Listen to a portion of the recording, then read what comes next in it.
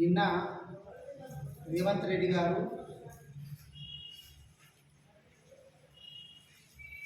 సంబరాలు చేయాలనేటటువంటి ఉద్దేశంతో హైదరాబాద్లో మీటింగ్ పెట్టి మాట్లాడిండు. గ్రామాలలో రైతు వేదికలలో కూడా ఈ కార్యక్రమం చేయడం జరిగింది. మనం అందరం చూసినాం.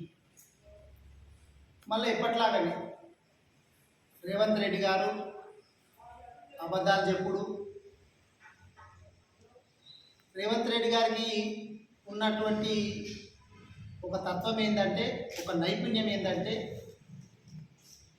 చెప్పినటువంటి అబద్ధాన్ని చాలా గంభీరంగా చెప్పడం, చాలా అందంగా చెప్పడం, అబద్ధాన్ని కూడా అతికినట్లు చెప్పడం. అవతలోడు వింటే నిజమేనేమో అనేటటువంటి విధంగా నమ్మేటట్లు చెప్పడం రేవంత్ రెడ్డి గారికి వెన్నతో పెట్టిన విద్య. అసలు సంబరాలు ఎందుకు చేస్తున్నారు అంటే, రైతులను రాజు చేసినాం మేము, రైతులు చాలా సంతోషంగా ఉన్నారు, వాళ్ళు సంబరాలు చేసుకుంటున్నారు అనేటటువంటి మాట రేవంత్ రెడ్డి గారు చెప్తున్నారు. మరి సంబరాలు చేసుకుంటే రైతులు కదా చెప్పాల్సింది, మేము చాలా సంతోషంగా ఉన్నాము, రేవంత్ రెడ్డి గారు మాకు అన్ని విధాలా ఆదుకుంటుండు, అన్ని విధాలా న్యాయం చేసుకుంటుండు అని రైతులు వాళ్ళంతటా వాళ్ళు వచ్చి సభలు సమావేశాలు పెట్టి ధన్యవాదాలు చెప్పాలా, సంబరాలు చేసుకోవాలా, ఏమైనా కానీ చేసుకోవచ్చు. వీళ్ళు పెట్టినటువంటి ఈ సంబరాలలో సమావేశాలలో కాంగ్రెస్ పార్టీ నాయకులు అధికారులు తప్ప రైతులు ఎవ్వరు కూడా స్వచ్ఛందంగా రాలేదు. అక్కడక్కడ కొంతమంది రైతులను బలవంతం చేసి అట్లా ఇట్లా తీసుకొచ్చి మభ్యపెట్టి మీకు ఇవి ఇస్తాము అవి ఇస్తామని కొన్ని చోట్ల మభ్యపెట్టి తీసుకొచ్చినటువంటి సందర్భాలు చూసినాం తప్ప రైతులు ఎవరు కూడా స్వచ్ఛందంగా రాలేదు. రైతులు రాజు చేసినామని అంటున్నారు కదా, నిజంగా గ్రామాలకు పోయి మీరు రాజు అయ్యిండ్రా, సంతోషంగా ఉన్నారా అని చెప్పి ఒక్కసారి అడగమని చెప్పండి, వాస్తవాలు తెలుస్తాయి. రైతును రాజు చేసుడు దేవుడెరుగు కానీ ఉన్నటువంటి ఆ గుడ్డను కూడా ఊడగొడుతున్నారు రేవంత్ రెడ్డి గారు. రైతు వేదికలలో పెట్టిండ్రు నిన్న గ్రామాలలో 1600 రైతు వేదికలల్లో ఈ వేడుకలు అనేటటువంటివి జరిగింది. ఒకప్పుడు ఈ రైతు వేదికలు ఎవరు కట్టుమన్నారు, ఎవరికి ఉపయోగమైతాయి అని చెప్పి ఇదే ప్రతిపక్షాలు ఉన్నటువంటి వాళ్ళు విమర్శించినప్పుడు రేవంత్ రెడ్డి గారు కావచ్చు, ఇంకా చాలామంది బీఆర్ఎస్ గవర్నమెంట్. అవే రైతు వేదికలు కదా ఇప్పుడు మీకు మీటింగులు పెట్టుకోవడానికి దిక్కు అవుతున్నాయి. హైదరాబాద్లోనేమో రేవంత్ రెడ్డి గారు రాజీవ్ గాంధీ గారి విగ్రహం దగ్గర మీటింగ్ పెట్టింది. ఇది అధికారిక కార్యక్రమమా లేకపోతే పార్టీ కార్యక్రమమా? రాజీవ్ గాంధీ గారికి తెలంగాణ రాష్ట్రానికి ఏమి సంబంధం? ఇప్పుడు ప్రస్తుతం ఆయన ఒక ప్రధానమంత్రి గారు ఒక ముఖ్యమంత్రి గారు పాపం ఆయన స్వర్గీయులై ఉన్నారు. ఆయన పాదాల చింతన మీటింగ్ పెడుతున్నామని చెప్తే అక్కడ పంటలు బాగా పడతాయనా? ఆయన పాదాల దగ్గర అక్కడ రైతులు బాగున్నారనా? నువ్వు సంబరాలు చేసుకోవాలా, రైతులు సంతోషంగా ఉన్నారంటే గ్రామాలలో వచ్చి పెట్టాలా, గ్రామాలలో వాస్తవ పరిస్థితులు తెలుసుకోవాలా. మీరు హైదరాబాద్లో కూర్చొని చెప్తే మాటలు ఎట్లా అవుతాయి చెప్పండి. సరే మీరు పెట్టి ఏం మాట్లాడాలా? రైతులు సంతోషంగా ఉన్నారు అని చెప్తున్నారు. అయితే మీరేం చెప్పాలా? రైతులకు మేము గత 1.5-2 సంవత్సరాల కాలం లోపల ఏమేం చేసుకొచ్చినాము అని చెప్పి అవి వివరించాలి రేవంత్ రెడ్డి గారు. కానీ ఆ మీటింగ్లో కూడా మళ్ళా కేసీఆర్ గారిని తిట్టుడు, హరీష్ రావు గారిని తిట్టుడు, బీఆర్ఎస్ పార్టీని తిట్టుడు. మీరు కేసీఆర్ గారి జపం లేకుండా ఒక్క మీటింగ్ కూడా జరుగుతలేదు. కేసీఆర్ గారి భయం పట్టుకుంది. నిద్రలో కూడా మీకు నిద్ర పడుతుందో లేదో కేసీఆర్ గారి కేటీఆర్ గారి భయం చేత ఏ మీటింగ్ అయినా కానీ కేసీఆర్ గారిని తిట్టకుండా ఒక్క మీటింగ్ కూడా జరగదు. ఇక ఇంకొక విషయం చెప్పాలి మీకు, ఏంటంటే అది అధికారిక కార్యక్రమమా, పార్టీ కార్యక్రమమా, పిల్లలదా, ఉద్యోగులదా, మహిళలదా, ఏం చూసులేదు. ఒక పాట వేస్తాం, రేవంత్ రెడ్డి కనబడితే చాలు పాట ఒకటి, 3 రంగుల జెండా ఎత్తి పంగనామాలు దిద్ది అని పాట స్టార్ట్ చేస్తారు. ఏడమైనా అదే పాటనా? సావుకు అదే పాట, పెళ్లికి అదే పాట, అధికారుల చేత అదే పాట. అసలు అధికారులు కూడా ఆలోచన చేయాల, ఇదేం జాతీయ గీతమా లేకపోతే రాష్ట్ర గీతమా? మీరు పార్టీ కార్యక్రమాలలో పెట్టుకున్నారు ఆ పాట అంటే అర్థం ఉంది. మీరు అధికారిక కార్యక్రమాలలో పార్టీకి సంబంధించినటువంటి పాటలు ఎట్లా పెడతారు? అప్పుడెప్పుడు నేను చిన్నగా ఉన్నప్పుడు ఒక సినిమా చూసింది, అందులో బ్రహ్మానందం గారు కండక్టరో టీసీ అంటే టికెట్ కలెక్టరో ఏదో ఉంటారు ట్రైన్లో. ఆయనకి ఏంటంటే ట్రైన్ సప్పుడు వినబడితే తప్ప నిద్ర పట్టదు. ఆ ట్రైన్లో ఉన్నప్పుడు వండుకుంటాడు, మరి ఇంటిపోయినాక ఎట్లా వండుకోవాలా? ఆ ట్రైన్ సబ్బును టేప్ రికార్డులలో, ఎక్కడి కాలంలో టేప్ రికార్డులలో ఉంటుంది కదా, టేప్ రికార్డులలో రికార్డ్ చేసి ఇంటి దగ్గర ఆన్ చేసుకొని నిద్రపోయాడు. ఇప్పుడు రేవంత్ రెడ్డి గారు కూడా ఇంట్లో బయట దావత్కు పోయినా రేవంత్ రెడ్డి కనబడితే చాలు 3 రంగుల జెండా. ఏం పాట, ఏం లెక్క, ఏం కథ, ఏం జరుగుతున్నది రాష్ట్రంలో? అసలు నిన్న నేను చూసిన ఎంత తొందరగా ఉంటుందో మీటింగ్ అని చెప్పి రేవంత్ రెడ్డి గారు మాట్లాడడం ఇంకా అయిపోనే లేదు, అవతల భక్త మాట్లాడుతూనే ఉన్నాడు, యాంకరింగ్ చేస్తూ 3 రంగుల జెండా స్టార్ట్ అయింది. 3 రంగుల జెండా పెడతాం, 3 పంగనామాలు దిద్దుతాం అన్నట్టు. అధికారులు కూడా ఆలోచన చేయాలా? నిజంగా నువ్వు ఒక రాష్ట్రీయ గీతాన్ని లేకపోతే ఒక జాతీయ గీతాన్ని ఏ మీటింగ్లో పెట్టినా ఒప్పుకుంటారు ఎవరన్నా. కాబట్టి ఇప్పటికైనా కానీ అధికారులకు కూడా నేను సూచించేది ఏంటంటే, ఏ గవర్నమెంట్ కూడా శాశ్వతం కాదు. మీరు పెట్టేటటువంటి పాటలు కూడా కొంచెం మార్చి తూచి, ఇది పార్టీకి సంబంధించిన పాటనా లేకపోతే గవర్నమెంట్కి సంబంధించిన పాటనా అని చెప్పి ఆచి తూచి అధికారులు మెసులుకోవాలని చెప్పి వాళ్ళకు కూడా నేను విన్నవిస్తున్నాను. అంటే దావతుల దగ్గర, పిండిల దగ్గర, కళ్ళు దుకాణాల దగ్గర చర్చ పెడతామంటుండు. నువ్వు చర్చ పెట్టుడు కాదు, ఇప్పటికెప్పుడో చర్చ స్టార్ట్ అయిపోయింది. తెలంగాణ రాష్ట్రంలో ఏ దుకాణం దగ్గరికి పోయినా, కళ్ళు దుకాణం దగ్గరికి పోయినా, కిరాణం దుకాణం దగ్గరికి పోయినా, ఓ బట్టల షాప్ పోయినా, అంగడికి పోయినా, జాతరకు పోయినా ప్రజలందరూ కూడా ఈ కాంగ్రెస్ పాలన ఎంత ఉందనంగా ఉంది అని చెప్పి చర్చించుకుంటున్నారు. ఆల్రెడీ ఎలక్షన్లు ఎప్పుడు వస్తాయా అని చెప్పి ఎదురు చూస్తున్నారు. మీరు భయపడి స్థానిక సంస్థలకు సంబంధించినటువంటి ఎన్నికలు పెట్టనీకే మీకు శాతనైతే లేదు, వణుకు పుడుతుంది. కోర్టు అడిగితే మాకు ఇంకా టైం కావాలంటారు. దాదాపు 1.5 సంవత్సరం రైతులు స్థానిక సంస్థల ఎలక్షన్లు అయిపోయి, వాళ్ళ టర్మ్ అయిపోయి, గ్రామాల లోపల ఇప్పటికీ చెత్త తీసేటటువంటి దిక్కు లేక, కేసీఆర్ గారు పెట్టినటువంటి ట్రాక్టర్లకు డీజిల్ పోసే దిక్కు లేక, చెత్త ఎక్కడిదక్కడ పేరుకొని పోయి రోగాలు రావడానికి అవకాశం ఉన్నది. మీరు గాదాని మీద దృష్టి పెడితే బాగుంటుంది.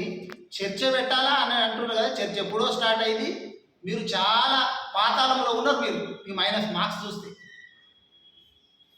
అసలు రైతులకు మీరు ఏం చేసిండ్రు అని చెప్పి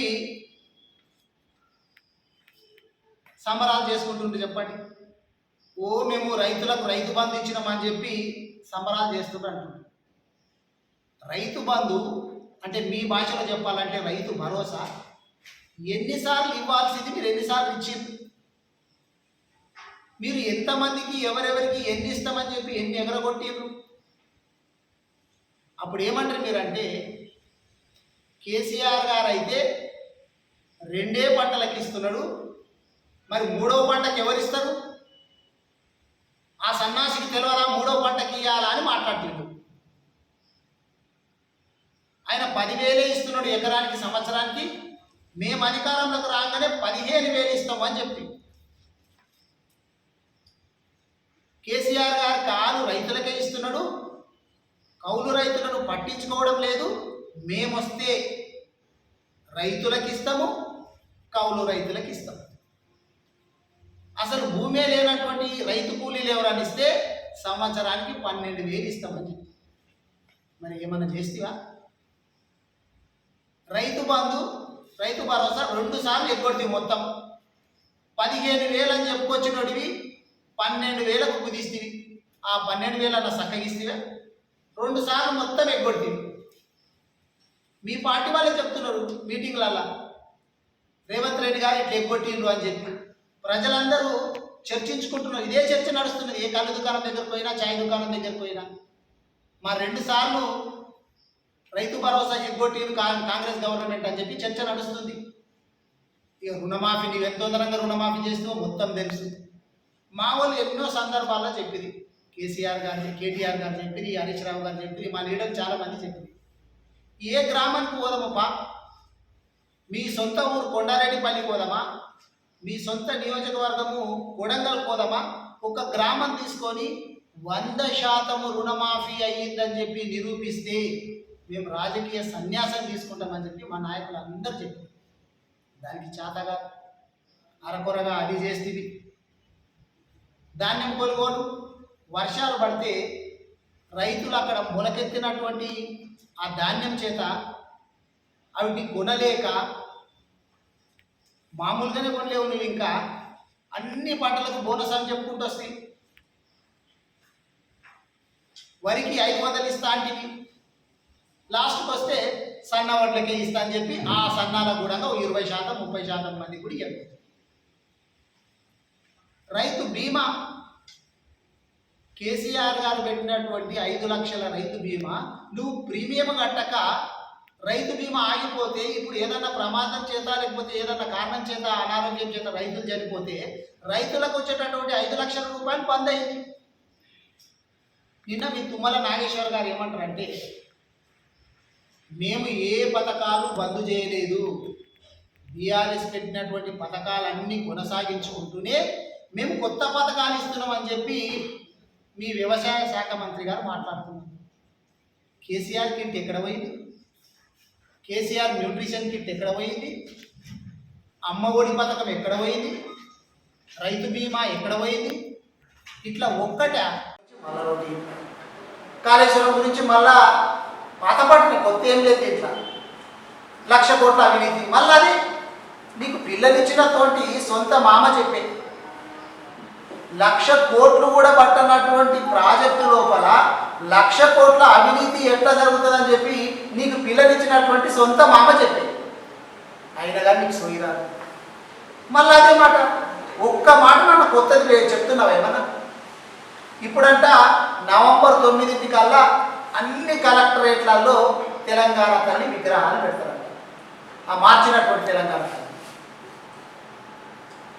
ఇప్పటికే కొన్ని కలెక్టరేట్లలో కావచ్చు, గ్రామాలలో కావచ్చు, కూడలిలలో కావచ్చు, చాలా చోట్ల తెలంగాణ రాష్ట్రాలలో తెలంగాణ తల్లి, ఒరిజినల్ తెలంగాణ తల్లి విగ్రహాలు పెట్టి ఉన్నాయి. మరి అది ఏం చేస్తావు? తీసేస్తావా? ప్రతి ఊర్లో పెట్టినటువంటి తెలంగాణ తల్లి విగ్రహాన్ని పీకేస్తావా? ఇదేనా మీ సంస్కృతి? ఊళ్ళో ఊరుకుంటారా? ఆ వాడవాళ్ళు ఊరుకుంటారా? రేవంత్ రెడ్డి గారికి, కాంగ్రెస్ గవర్నమెంట్కు నేను మళ్ళీ చెప్తున్నా, ఆల్రెడీ పెట్టబడినటువంటి తెలంగాణ తల్లి విగ్రహాల జోలికి ఇట్లొస్తే ఖబర్దార్ రేవంత్ రెడ్డి గారు గుర్తుపెట్టుకొని జనాలు తిరగబడతారు. ఇప్పటికే మీరు ఎప్పుడు వస్తారు ఊళ్ళకు అని చెప్పి ఎదురు చూస్తారు. గుప్పలు పట్టుకొని రెడీగా ఉన్నారు బుధనికి. మీరు ఇట్లా ఇటువంటి తలతిక్క పనులు చేసిందనుకోండి, ఖచ్చితంగా ప్రజలు మిమ్మల్ని వెంబడించేటటువంటి రోజులు వస్తాయి. బనకచెర్ల గురించి మాట్లాడుతున్నాడు. మళ్ళా బనకచెర్ల గురించి మళ్ళా మొదటి పాటనే మా హరీష్ రావు గారు పవర్ పాయింట్ ప్రజెంటేషన్ పెట్టి చెప్పి, టీవీ డిబేట్లలో చెప్పి, ఎన్నిసార్లు చెప్పినా కానీ అది మళ్ళీ మీ పాపమే అంటారు. ఇంకేమంటుంది తెలుసా? నువ్వు రా కేసీఆర్ గారు, నువ్వు రా, పిల్లలను పంపిస్తున్నావేమి? కేటీఆర్ గారిని, హరీష్ రావు గారిని నా మీకు వదులుతున్నావేంటి? శాస్త్రైతే నువ్వు రా అసెంబ్లీకి చర్చ పెడదాము అంటుంది. అసెంబ్లీలో చర్చ పెట్టడానికి మీరు వేసినటువంటి ఫార్ములా ఈ కార్ రేసింగ్ దాంట్లో కేసు పెడితే దాని మీద చర్చ పెడదామని చెప్పి మా కేటీఆర్ గారు అంటే పారిపోయినటువంటి గవర్నమెంట్ మీ కాంగ్రెస్ గవర్నమెంట్. మరి ఇప్పుడు ఏ ముఖం పెట్టుకొని మీరు చర్చ పెడతారు చెప్పండి? చర్చ పెట్టాలంటే ఆడికి వచ్చిన తర్వాత పెద్ద మనిషి ఉంటారు కదా, అవమానించాలా, మైకు కట్ చేయాలనేటటువంటి ఉద్దేశంతో మీరు కేసీఆర్ గారిని పిలుస్తున్నారా? మీకు దమ్ము ధైర్యం ఉంటే కేటీఆర్ గారు హరీష్ రావు గారు అడిగినటువంటి ప్రశ్నలకు సమాధానం చెప్పండి ఫస్ట్. మీకు గాలి ఎక్కువ, వాళ్ళు చెప్పినటువంటి మాటలకే మీకు చేతనైతే లేదు సమాధానం చెప్పడానికి. కాబట్టి మీరు సంబరాలు చేసిన లోపల అర్థం లేదు, అర్థం లేదు. ప్రజలందరూ ఇప్పటికే విసిగిపోయి ఉన్నారు. రైతు భరోసా అంటావు నీవు పదవి మీద నీకే భరోసా లేదు, నీ మీద ప్రజలకు అంతకంటే భరోసా లేదు. ఇది రైతు భరోసా అన్నా, భరోసా లేని భరోసా అన్నా, దీన్ని ఏమన్నారు అసలు?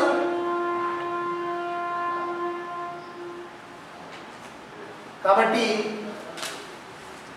వేదికల మీద మాట్లాడేటప్పుడు రేవంత్ రెడ్డి గారు కావచ్చు, కాంగ్రెస్ వాళ్ళు కావచ్చు, కొంచెం ఆచి తూచి మాట్లాడాలనేటటువంటి విధంగా తెలియజేస్తూ, నిన్నటిదానికి సంబంధం లేకపోయినా ఇంకొక 2 విషయాలు నా దృష్టికి వచ్చినాయి. ఏంటంటే, గవర్నమెంటు స్కూళ్ళ ఎస్జిటీలను, స్కూల్ అసిస్టెంట్లను కూడా మానిటరింగ్ పెడుతున్నామని చెప్పి చెప్తుండ్రంట. అన్ని సంఘాలు, టీచర్లకు సంబంధించినటువంటి అన్ని సంఘాలు కూడా వ్యతిరేకిస్తున్నాయి. ఇప్పటికే డిఈఓలు ఉన్నారు, ఎంఈఓలు ఉన్నారు, కాంప్లెక్స్ హెడ్ మాస్టర్లు ఉన్నారు, అక్కడక్కడ నోడల్ ఆఫీసర్లు ఉన్నారు. వీళ్ళందరూ కాకుండా మండలానికి 3 ఎస్జిటీలు అంట, మండలానికి 3 స్కూల్ అసిస్టెంట్లు అంట. వీళ్ళు పర్యవేక్షిస్తారంట. దీంతో ఏమైతే తెలుసా, 10 సంవత్సరాల కట్ ఆఫ్ పాయింట్ పెట్టినాడు. 10 సంవత్సరాల అనుభవం ఉన్నటువంటి వాళ్ళు ఎవరైనా కానీ పోయి పర్యవేక్షించవచ్చు, మీరు సెలెక్ట్ చేయబడ్డటువంటి వాళ్ళు మీరు అప్లై చేసుకోవాలంటున్నారు. సీనియర్ ఉంటారు ఒక ఆయనకి ఇష్టం ఉండదు, ఆయనకంటే జూనియర్ పోయి లేకపోతే గెస్టెడ్ ఆఫీసర్ల దగ్గర స్కూళ్ళల్లో ఈ తనిఖీలు చేస్తూ ఉంటే వాళ్ళు ఏ విధంగా ఫీల్ అవుతారు? సీనియర్లు జూనియర్ అనేటటువంటి ఒక ఫీలింగ్ వస్తుందా రాదా? ఇది ఆలోచన చేయాలి రేవంత్ రెడ్డి గారు. అదే కాక ఇప్పుడు ఈ 6 మంది చెప్పేటటువంటి సబ్జెక్ట్ ఎవరు చెప్పాలి మరి? ఇప్పటికే అందరూ కూడా చాలామంది పర్యవేక్షిస్తుంటే కూడా గట్లున్నాయి మరి మీ పరిపాలన లోపల. విద్యాశాఖకు మంత్రి లేడు. ఏ రాష్ట్రంలోనన్నా విద్యాశాఖకు చాలా ముఖ్యమైనటువంటి శాఖ, ఆ శాఖకు మంత్రి లేకుండా ఉండేటటువంటి రాష్ట్రం ఏదైనా ఉన్నదంటే అది తెలంగాణ రాష్ట్రం. కాబట్టి ఇప్పటికైనా కానీ రేవంత్ రెడ్డి గారు, కాంగ్రెస్ గవర్నమెంట్ ఆలోచన చేసి ఈ ఎస్జిటీలను, స్కూల్ అసిస్టెంట్లను స్కూల్ మానిటరింగ్కు పంపిస్తాము అనేటటువంటి ఏదైతే ప్రతిపాదన తీసుకొచ్చారో దాన్ని విరమించుకోవాలని చెప్పి నేను కోరుతా ఉన్నాను బీఆర్ఎస్ పార్టీ. ఇంకొక విషయము, చాలా రోజుల నుంచి ఈ మధ్య చర్చ జరుగుతుంది ఇక్కడ వికారాబాద్లో. ఒక డాక్టర్కు గాంజా దొరికింది, పట్టుకున్నాము, కేసు చేసినాము అని చెప్పి ఏమైంది మరి? గాంజా దొరికితే నిజంగా ఎక్కడి నుంచి వచ్చింది అనేది ట్రేస్ అవుట్ చేసిండ్రా? ఆయన వాడుతున్నాడా, సరఫరా చేస్తుండ్రా? మీరు కాంటాక్ట్ లిస్టు తీసిండ్రా? Blood sample, urine sample తీసిండ్రా?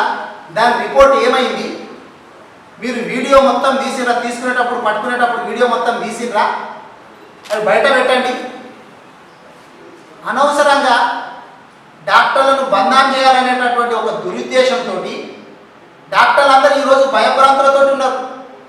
ఇక్కడ 2 మెడికల్ కాలేజీలు ఉన్నాయి, మహావీర్ కావచ్చు, లేకపోతే పక్కన గవర్నమెంట్ మెడికల్ కాలేజ్, 2 మెడికల్ కాలేజీలు ఉన్నాయి. వేరే చోట్ల నుంచి వాళ్ళ పిల్లల్ని ఇక్కడ వైద్య విధకు పంపాలంటే భయపడేటట్టున్నారు. డాక్టర్లు అంతా గంజాయి కేసులు అవుతున్నాయని చెప్పి. మరి ఆ కేసు ఏమైంది? డీజీపీ గారిని కూడా కలిసినట్టు నేను డాక్టర్లతో మాట్లాడినా. మరి దీంట్లో ఎవరు అసలు? డాక్టర్లు నిజంగా తప్పు చేసిందా? అయితే శిక్ష వేసిందా? శిక్ష వేయకపోతే మరి ఎవరు పెట్టిండ్రు? గాంజా ఎవరు పెట్టిండ్రు? గాంజా దొరికింది అంటే అక్కడ ఎవరిని కూడా తనిఖీ చేయకుండా ఒక కారణే తనిఖీ చేస్తారా? మరి తనిఖీ చేసినప్పుడు వీడియోలు తీసిరా దొరికినప్పుడు? నిజంగా 65 గ్రాముల గాంజా దొరికితే వెనక సీట్లో పడేసేసి ఎంత ఆ పిల్లాడు ఏమన్నా చెక్ చేసుకోండి అని చెప్పి అంత నిర్లక్ష్యంగా ఉంటారా? లేకపోతే 65 గ్రాముల గింతంత దాన్ని అందరికీ కనిపించినట్టు కార్లో పెట్టుకొని పోతారా? మరి దీని వెనక ఎవరున్నారు? వికారాబాద్లో చాలా పెద్ద ఎత్తున చర్చ జరుగుతుంది. దీనికి వెనుక ఎవరో బడా నేతలు ఉన్నారనేటటువంటి జరుగుతుంది. ఎవరా బడా నేతలు? మరి లేదు, అధికారులు తప్పు చేస్తే పట్టండి, నిష్పక్షపాతంగా ఎంక్వైరీ చేయాలా, దోషులను శిక్షించాలా.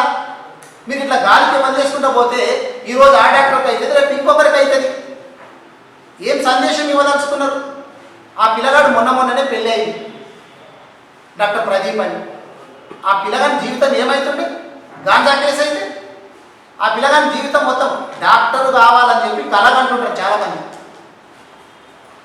అటువంటి ఆ పిల్లగాని జీవితంతో ఎవరు ఆడుకుంటుర్రు? ఆ పిల్లగాడు మెడికల్ కౌన్సిల్ నుంచి పేరు కూడా తీసేస్తారు. ఇది నిర్ధారణ అయితే ప్రాక్టీస్ చేసుకోనికి ఉండదు. దీని వెనుక ఎవరున్నారో ఖచ్చితంగా దోషులు తేలాల్సినటువంటి అవసరం ఉంది అని చెప్పి మరొకసారి తెలియజేస్తాం. ఒకటి ఆలోచన చేయాల్సింది ఏంటంటే, ఈ రైతు భరోసా వేసేసి ఎలక్షన్లకు పోవాలని చెప్పి ఈ గవర్నమెంట్ ఆలోచిస్తున్నది. రైతులందరూ కూడా ఆలోచన చేయాలా. మీకు ఎన్ని ఎగ్గొట్టినో అవి గుర్తుపెట్టుకోవాలా. ఒక ఎకరానికి దాదాపు 19,000 నుంచి 20,000 బాకీ పడ్డారు. మీ దగ్గరికి ఇట్లా కాంగ్రెస్ పార్టీ వాళ్ళు ఓట్లాడడానికి స్థానిక సంస్థలలో వస్తే ఎకరానికి 19,000 నుంచి 20,000 బాకీ పడ్డారు. అవి ముందు మా అకౌంట్లలో వేసిన తర్వాత ఓట్లాడడానికి రావాలని చెప్పి కాంగ్రెస్ పార్టీ వాళ్ళని అడగాలని చెప్పి నేను రైతులందరినీ కూడా కోరుతా ఉన్నా. మేము ఈరోజు ప్రెస్ మీట్ పెట్టాము. ఇక్కడ తెలంగాణ భవన్లో పెడుతున్నాము, ఇక్కడ పెడుతున్నాము. ఎవరిని కూడా పర్సనల్గా విమర్శించదలుచుకోలేదు. మేము ప్రతిపక్షంలో ఉన్నాం. మాకు గత 10 ఏళ్ళు ప్రజలు మమ్మల్ని ఆశీర్వదించి అధికార పక్షము మాకు ఇచ్చారు. అధికార పక్షంలో మేము ఏం చేయాలో అది చేసుకుంటూ వచ్చినాం. ఇప్పుడు ప్రజలు మాకు ప్రతిపక్ష హోదా ఇచ్చారు. ప్రతిపక్షంలో మేము చేయాల్సినటువంటి పని ఏందో మేము చేస్తూ ఉన్నాం. ప్రజల పక్షాన కొట్లాడి ప్రజలకు ఏవైతే రావాల్సినవో వాటి గురించి కొట్లాడుతున్నాం తప్ప పర్సనల్గా ఏ వ్యక్తిని మేము విమర్శించట్లేదు. ఎందుకంటే చిల్లర మల్లరగా మేము విమర్శించదలుచుకోలేదు. నిర్మాణాత్మకమైనటువంటి సలహాలు సూచనలు ఇవ్వాలనేటటువంటి ఉద్దేశంతో ఈ ప్రెస్ మీట్ పెట్టడం జరిగింది తప్ప వేరే ఉద్దేశం కాదు. మళ్ళీ దీనికి ఏదో కింది స్థాయి వాళ్ళని పెట్టించి వాళ్ళని తిట్టించి వీళ్ళని తిట్టించి మేము పెద్దోళ్ళం అవుతాము అని చెప్పి భ్రమలో మీరు ఉంటే మాత్రము మీరు ఆ భ్రమలోనే బతుకుతారని చెప్పి మీకు తెలియజేస్తాం. సార్, ఈ స్థానిక ఎలక్షన్స్ ఇంత లేట్ కావడానికి ప్రభుత్వం ఏమో దానిపైన మీరు ఇట్లా యోచిస్తారు? వాళ్ళకు ధైర్యం సరిపోతలేదు. ఎలక్షన్లు పెడితే మా నడ్డి ఎక్కడ విరగొడతారో అనేటటువంటి ఉద్దేశంతో వాళ్ళకు ధైర్యం సరిపోక పెట్టలేదు. హైకోర్టు చెప్తే కూడా వాళ్ళు ఇంకా టైం అడుగుతున్నారు, 2 నెలలు 3 నెలలు కావాలని అడుగుతున్నారు. కాబట్టి వాళ్ళకు ఎలక్షన్లు పెట్టేటట్టు అవడానికి ధైర్యం సరిపోతలేదు. ప్రెస్ మిత్రులకు అందరికీ నమస్కారం. నాతో పాటు ఈ యొక్క కార్యక్రమంలో పాల్గొంటున్నటువంటి జిల్లా బీఆర్ఎస్ పార్టీ అధ్యక్షుడు మాజీ ఎమ్మెల్యే ఆనంద్ సార్ గారికి, అలాగే నాతో పాటు పాల్పంచుకుంటున్నటువంటి నాయకులందరికీ నమస్కారాలు తెలియజేస్తూ, నిన్న మరి ఏదైతే ప్రభుత్వం ఉందో రైతు సంబరాలు నిర్వహించడం జరిగింది. మరి అందులోపల ముఖ్యమంత్రి గారు సంబరాల లోపల మాజీ ముఖ్యమంత్రి అయినటువంటి కేసీఆర్ గారిని తన ఇష్టానుసారంగా చెక్కుడు అంటే ఏ నోటికి ఏ మాట వస్తే ఆ రకంగా పోల్చడం అనేటువంటిది జరిగింది. నిజానికి ముఖ్యమంత్రి గారు ఇంతకుముందు కూడా మాట్లాడుతూ ఈ రైతు భరోసా ఇవ్వద్దన్నా, లేకపోతే నేను ఏ కార్యక్రమం చేయొద్దన్నా ఈ కేసీఆర్ను అనే టైపులా మాట్లాడాడు. నిజంగా దేశమే గర్వించదగ్గ రైతుల కోసం మొట్టమొదట రైతు బంధు పథకాన్ని తెచ్చిందే మన కేసీఆర్ గారు. భారతదేశంలోనే రైతుల కోసం రైతు సాయం కింద పెట్టుబడి సాయం అందించడానికి తెచ్చినటువంటి పథకం రైతు బంధు. దాన్ని ఈరోజు మీరు పేరు మార్చి రైతు భరోసా కింద రైతు బంధు తీసేసి రైతు భరోసా పెట్టి ఎలక్షన్లో మేము 15,000 ఇస్తాం అని చెప్పి దాన్ని కుదించి 12,000కు కుదించి ఈరోజు 2 రైతు బంధులు 2 ఎగగొట్టి ఈరోజు వేసి నేను రైతు సంబరాలు చేస్తున్నాను. ఆ రోజు ఉన్నటువంటి ముఖ్యమంత్రి కేసీఆర్ గారు రైతు బాంధవుడా, ఈరోజు మీరు రైతులను మోసం చేసి ఈ సంబరాలు చేసి మీరు మోసం చేస్తున్నారా, మీరు గుర్తుంచుకోలే ఈ ప్రభుత్వం. అట్లాగే రైతు బీమా కానీ రైతుల కోసం పెట్టుబడి పంట యొక్క సబ్సిడీ కానీ ఇవన్నీ కూడా ఇచ్చింది కేసీఆర్ గారు. మరి ఆయన ఏం చేయలేడు, ఏం అని పదే పదే చెప్పడం జరుగుతుంది. మరి నిజంగా ఈరోజు గ్రామాలలోకి వెళ్తే తెలంగాణ రాష్ట్ర ప్రభుత్వం ఏర్పడక ముందు అసలు నీళ్ళ ప్రాబ్లం ఎంత ఉంటుండే అంటే చాలా అసలు కుండలు కడవలు పట్టుకొని ఎక్కడ నీళ్లుంటే బావిల దగ్గరికి బోర్ల దగ్గరికి దిగే పరిస్థితి ఉండేది. కానీ ఈరోజు కేసీఆర్ గారు ముఖ్యమంత్రి అయినాక ప్రతి ఇంటికి నల్ల ద్వారా స్వచ్ఛమైన మంచినీరు ఇవ్వడం జరిగింది. మరి ఇది చేసింది ఎవరు? కేసీఆర్ గారు. ప్రజలంతా ఆయనను అపర భగీరథుడని కొలుస్తుంటే మీరు మాత్రం శకుడు అని పోలుస్తున్నారు. నిజంగా ప్రజా శ్రేయస్సు కోరుకునే వాళ్ళు మీరైతే పెట్టిన కేసీఆర్ గారు పెట్టిన ప్రతి పథకాన్ని సరిగా అమలు చేస్తూ సరి అయిన టైంలో లబ్ధిదారులకు లబ్ధి చేకూరిస్తే బాగుంటుంది. కానీ మీరు పెట్టిన పథకాలను అమలు చేయకుండా మీరు ఇది ఇంకా ఎక్కువ మేము ఏదో ఇచ్చినామని చూపించుకుంటూ ఏది చేసినా సంపూర్తిగా ఏది చేయకుండా అసంపూర్తి పనులు చేస్తూ అన్నీ మేము చేసినామని మాటలు చెప్పడం తప్పిస్తే మీ దగ్గర చేతులలో చేసే పనులు ఏవీ లేవని నేను ఈ సందర్భంగా తెలియజేస్తున్నాను. కాబట్టి కాంగ్రెస్ ప్రభుత్వం ఒకటే గుర్తుపెట్టుకోవాలి, ఈ యొక్క బీఆర్ఎస్ పార్టీ ఏది చేసినా ప్రజల కోసం చేస్తుంది, ప్రజల యొక్క శ్రేయస్సు కోసం చేస్తుంది తప్పిస్తే స్వార్థ రాజకీయాల కోసం లేదు.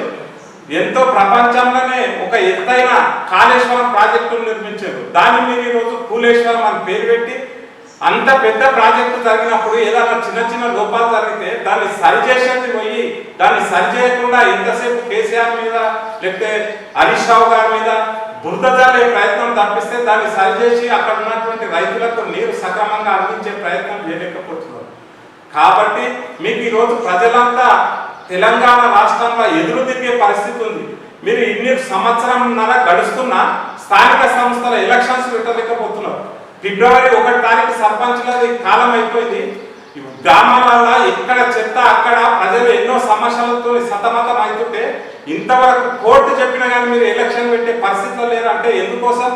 ప్రజలు మాకు తిరగబడతారు, ప్రజలు మాకు ఓటు వేయాలనేటువంటిది ఒక్కటే తప్ప మీకు ఎలక్షన్ అంటే ప్రజలకు పోవాలంటే పెద్ద భయంతో ఉన్నారు.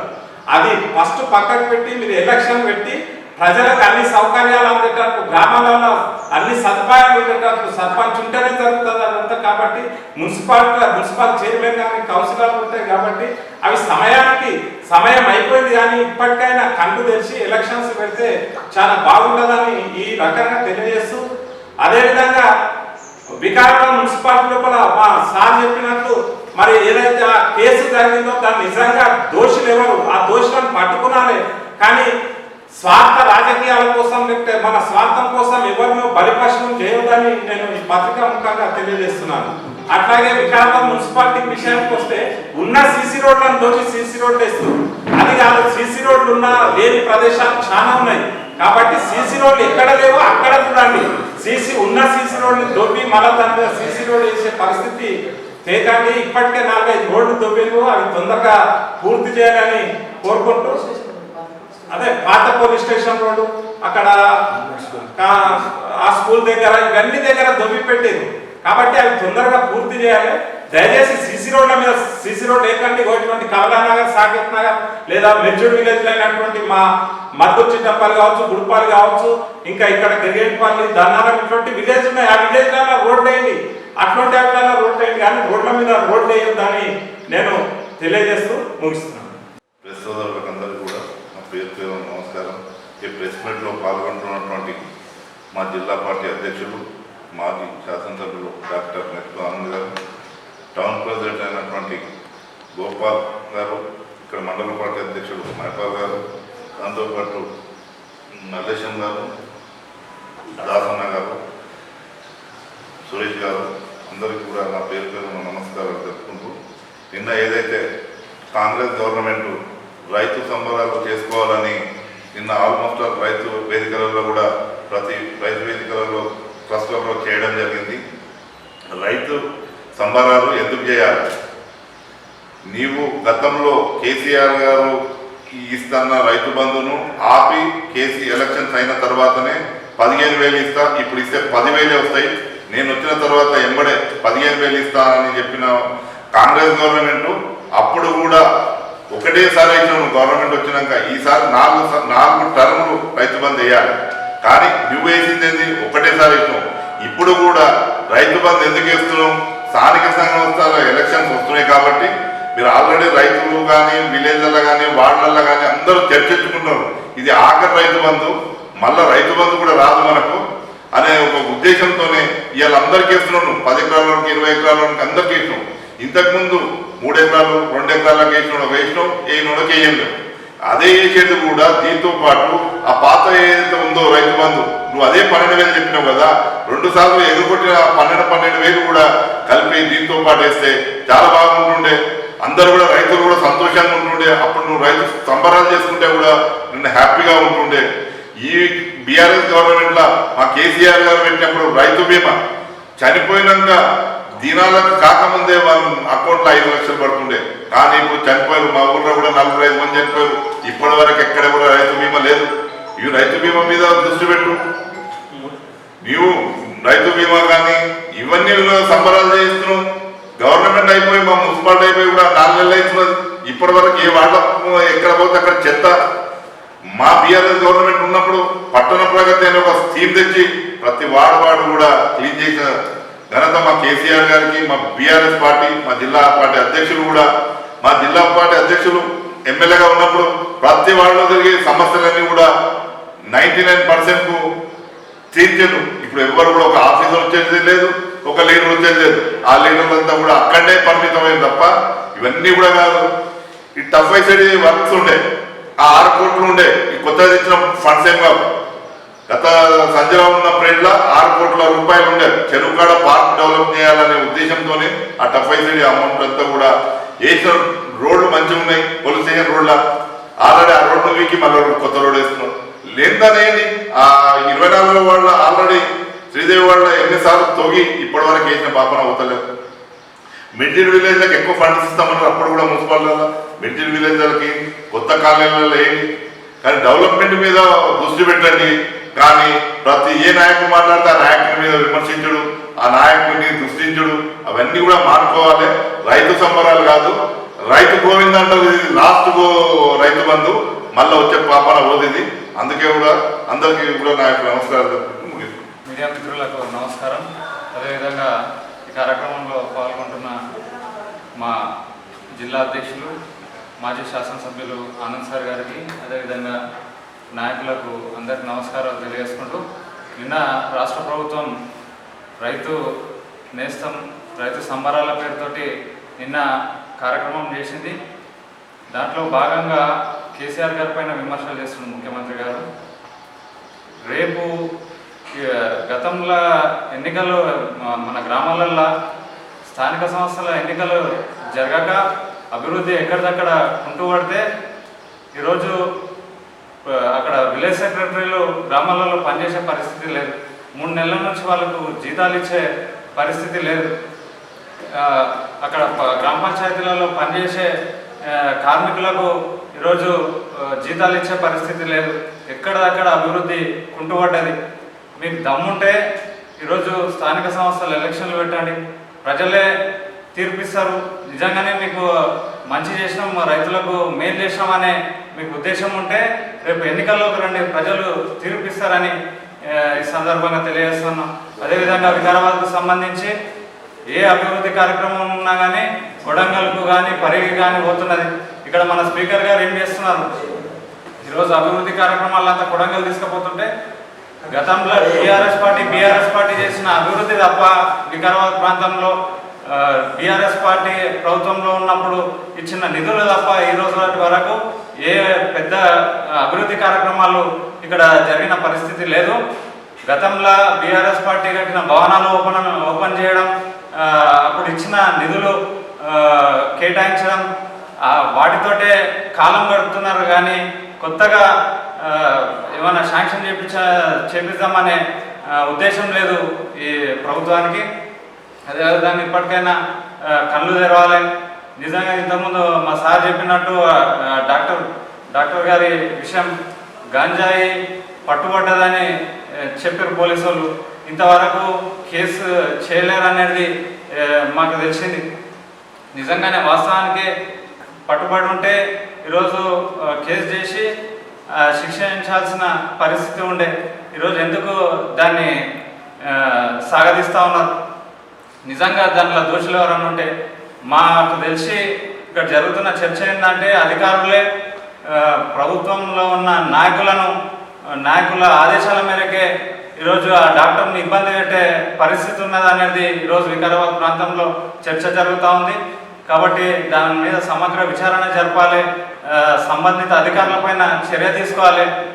ఇప్పుడున్న అధికారులు ప్రజల సంక్షేమం కోసం ప్రజల గురించి పనిచేయకుండా ప్రభుత్వంలో ఉన్న నాయకులకు మోచేతుల కింద పనిచేస్తూ ఉన్నారు.